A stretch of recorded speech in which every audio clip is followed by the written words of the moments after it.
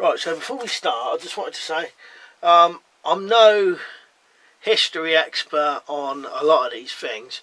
I can make the traps and I can find out a bit of history about them, and I'll tell you what I can. Right, so far as I know, this is like a bow trap by the Ainu people of Japan, and maybe parts of Russia possibly, and they was the indigenous, like native original people of Japan, and they used to make a few traps, mainly kind of bow traps for fairly large animals, including bear and deers and things like that.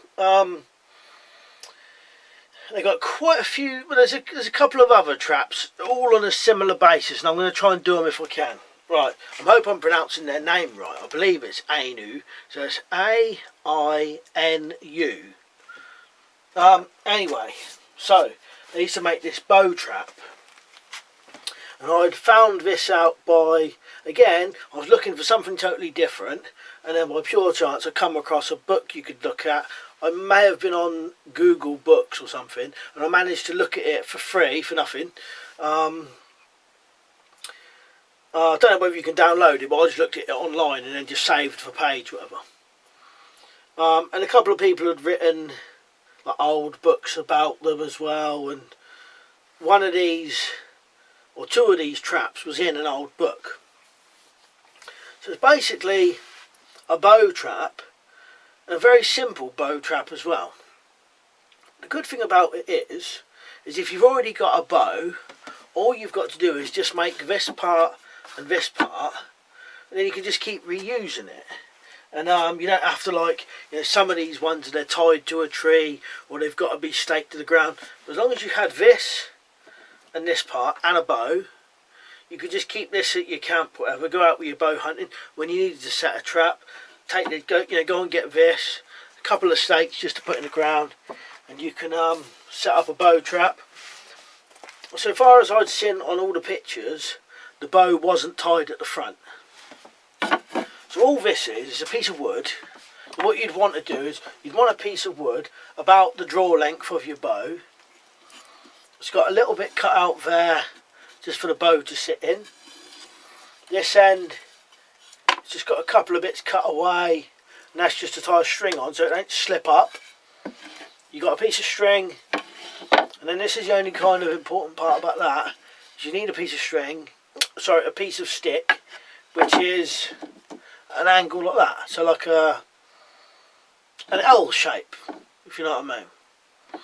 And then your other part of your trigger is just a normal stick with a piece of string on it, and the piece of string is your trip line. And how it basically works is once your bow's on there, this slips under your bowstring, and that wants to pull it so it's underneath the bowstring, so it wants to make it fly like that to get out. But all it has a stick stood like this, stopping it. If you can see that. So what I do, I'll go on to the next part and show you its set up and setting it off.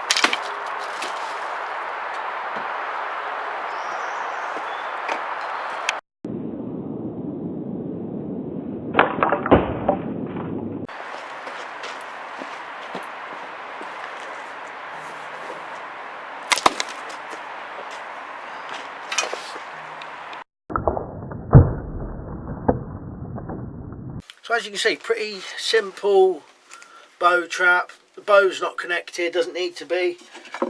And you can quite easily make one of these, and then once you've made it, you just keep that somewhere. And that's all you really need to do. Take that, set that up on 2 sticks, put your bow on, set your trip line up. It's probably one of the best and simplest bow traps I've seen, or most convenient in my opinion. Just make that and keep that somewhere. To be honest, if you made a thin one of those, if you made it a bit thinner, you could probably keep that in a quiver quite easily. I thought that was pretty good.